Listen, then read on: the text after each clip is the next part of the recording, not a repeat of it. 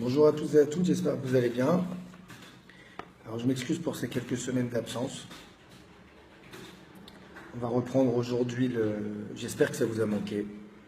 On va reprendre aujourd'hui notre étude quotidienne de Meshivat Nefesh, voilà, qui est un recueil du Likutei Moran et du Likutei Halachot. Pour vous remettre dans le bain, je vous conseille de reprendre le cours numéro 17. Et pour ceux qui n'ont pas encore commencé à suivre, vous pouvez reprendre les cours depuis le début. C'est des cours de 5 à 6 minutes. Donc ça ne vous prendra pas beaucoup de temps et ça en vaut vraiment la peine. Donc ce cours est à la Refoua Shelema et pour la Refoua Shelema de Amram ben Chaya et de Chaya bat Esther, ainsi que de tous les malades du Ham Israël, que Bezrat Hashem, ils connaissent une guérison rapide et définitive. Donc voilà où nous en étions. On va commencer comme d'habitude par lire et si on a la chance d'avoir quelques interprétations intéressantes qui viennent, alors on fera en sorte d'en parler. Voilà où nous en étions. Lorsqu'un homme s'efforce de prier, de supplier ou d'insister pour que Dieu lui accorde le mérite de s'approcher de lui, et qu'il a le sentiment qu'on ne l'écoute ni qu'on ne le regarde, mais qu'au contraire on cherche à l'éloigner, alors il se peut qu'il abandonne pour un certain temps le service divin, Dieu préserve. Cet homme alors doit avoir honte d'avoir eu des doutes sur la bonté de Dieu. Aussi, il devra se reprendre et se renforcer dans ses convictions de façon à recommencer depuis le début. On va lire le deuxième texte. Vous allez voir que le deuxième texte, il va bien expliquer le premier. Dès que l'on commence à s'engager dans le service divin, chacun selon son niveau se retrouve dérangé par le Baal Davar. Telles deux personnes en lutte l'une contre l'autre. Lorsque l'une s'aperçoit qu'elle va perdre, alors elle redouble d'énergie et frappe plus fort. On va comparer ça à un bras de fer. On voit que quand il y a quelqu'un qui perd au bras de fer, il y en a un qui prend le dessus. Alors celui qui perd, par réflexe, il va donner 2 fois plus d'énergie pour essayer de renverser la situation et de gagner. Donc c'est un peu ce qui se passe avec le Yetzer Hara. Quand vous tentez de faire du bien, le Yetzer Hara, il redouble d'énergie pour essayer de vous faire chuter de nouveau. Pourquoi c'est son tafkid, pourquoi c'est son rôle, ça c'est tout le sujet dans notre cours que nous aurons Bezrat Hashem la chance d'étudier un jour, mais en tout cas, le fait est qu'à chaque fois qu'on essaye d'approcher du bien, le mal donne 2 fois plus de force pour renverser la situation. C'est de la même manière que le Baal Davar entreprend la lutte contre l'homme. Dès que celui-ci commence à aspirer au bien, le Baal Davar se renforce pour le faire chuter. Voilà ce qu'on vient de dire. Aussi, en s'engageant dans le combat, l'homme devra se montrer rusé et devra beaucoup se renforcer contre le mauvais penchant à chaque fois. Se montrer rusé, qu'est-ce que ça veut dire ici ? Se montrer rusé, ça veut dire se montrer intelligent, dans le sens où il ne doit pas abandonner à partir du moment où il voit des difficultés au moment de ses efforts. C'est au contraire un bon signe. Ce sera un bon signe, un bon siman, comme quoi vous êtes en train de réussir.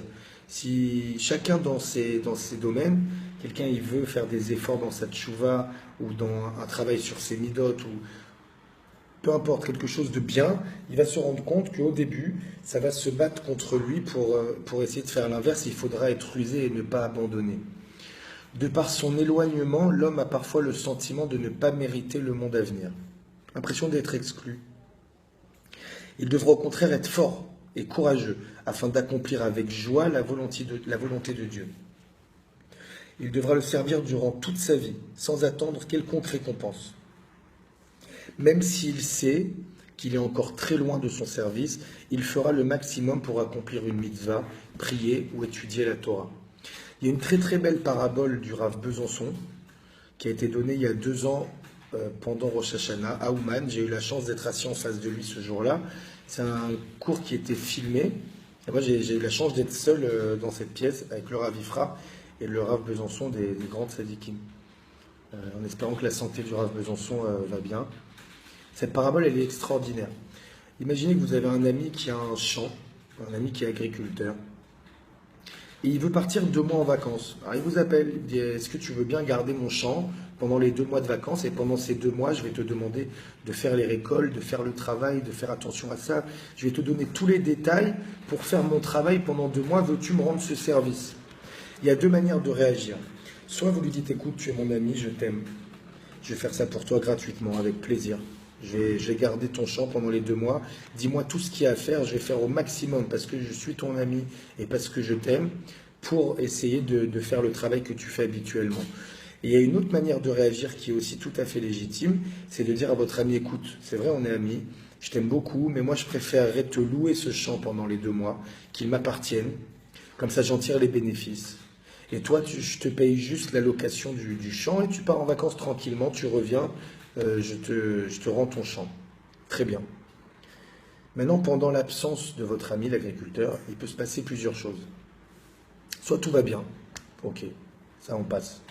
Soit par contre, pendant les 2 mois, il y a un voleur qui est rentré, il a volé un tracteur, il a volé du matériel, il y a un loup qui est rentré, qui a fait des dégâts sur le terrain, vous avez cassé un ustensile, il peut se passer comme ça plein de choses.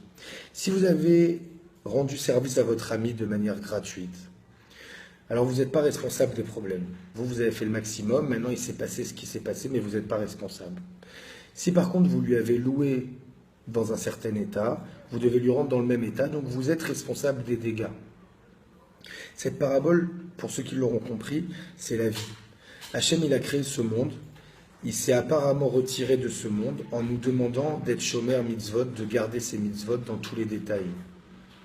Soit vous le faites gratuitement, c'est-à-dire que vous attendez rien en retour. On ne fait pas pour un résultat. On fait parce que Hachem, on l'aime et qu'il a demandé de faire ça et ça. On ne fait pas parce qu'on comprend et parce qu'on sait que si je fais ça, j'aurai une bonne parnassa, si je fais ça, j'aurai une bonne santé. On fait juste parce que Hachem, il a dit de faire. Alors si on fait juste parce qu'il a dit de faire, parce qu'on l'aime et qu'on le fait par gratuité, alors aussi, dans les moments où on chutera, Hachem, il nous en sera pas, comment dire, j'ai le mot qui m'échappe, il nous en voudra pas, on ne sera pas punissable par nos erreurs, puisque nous, notre but, c'est de faire ce que Hachem, il a demandé. Et des fois, on faillit, c'est comme ça. Par contre, si on fait juste les choses par intérêt, et c'est déjà un niveau, hein, c'est-à-dire au début, on fait parce qu'on se dit, bon, alors c'est bien, je vais faire un bon Shabbat, comme ça j'ai une bonne semaine. Ok, c'est vrai, tu vas avoir une bonne semaine parce que tu fais un bon Shabbat, mais c'est pas parce que toi, tu te dis, je vais faire un bon Shabbat que tu vas avoir une bonne semaine. Toi, tu dois faire le Shabbat parce que Hachem, il a dit de faire le Shabbat, point. Il n'y a pas de... C'est pas donnant-donnant. Et sache qu'en plus, celui qui a gardé le champ gratuitement, à la fin, Hachem, quand même, quand il va rentrer dans son champ, il va dire, ah, t'as fait ça gratuitement. Tiens, alors je vais te donner une partie de la récolte, parce que je t'aime. Et je t'aime infiniment. Et je t'aime à un point que tu ne peux même pas imaginer. Et ça, c'est quelque chose qu'on ne voit pas, parce que notre vie, elle est semée d'embûches, elle est semée de problèmes. On ne se rend pas compte que tous ces problèmes et toutes ces embûches qu'on peut rencontrer dans notre vie, c'est le chemin vers la réussite. C'est le chemin vers la perfection. C'est une formation qu'on reçoit afin d'être apte à recevoir le top du top du top de ce qu'on peut recevoir. Hachem, il nous aime tellement que des fois, il nous fait tomber pour qu'on puisse être prêt à devenir fort, pour qu'on devienne... Il y a une histoire du Baal Shem Tov qu'on a déjà rapporté il y a quelques cours, où le Baal Shem Tov, il dit, un papa et son bébé, quand il veut lui apprendre à marcher, il lui tient les mains en l'air comme ça, et il le fait avancer comme ça. Quand il voit qu'il arrive à faire 2-3 pas, le papa, il lâche les mains et le petit va tomber. Et il va pleurer, il va se faire mal. Mais là, le papa, il n'aide pas à se relever. Là, le petit va se relever tout seul. Et à force de se relever tout seul et de retomber, il va devenir un homme fort. Et c'est ça que Hachem il veut avec nous. Si on a tout gratuitement, qu'on est complètement assisté, jamais on sera capable de recevoir les cadeaux éternels que Dieu nous a prévus. Que Bezrat Hachem, chacun y comprenne dans ses difficultés, que c'est le top du top nos problèmes et que c'est une formation vers le meilleur. Je vous embrasse, je vous aime. Nana Nachman, Nachman Meuman, à demain Bezrat Hachem.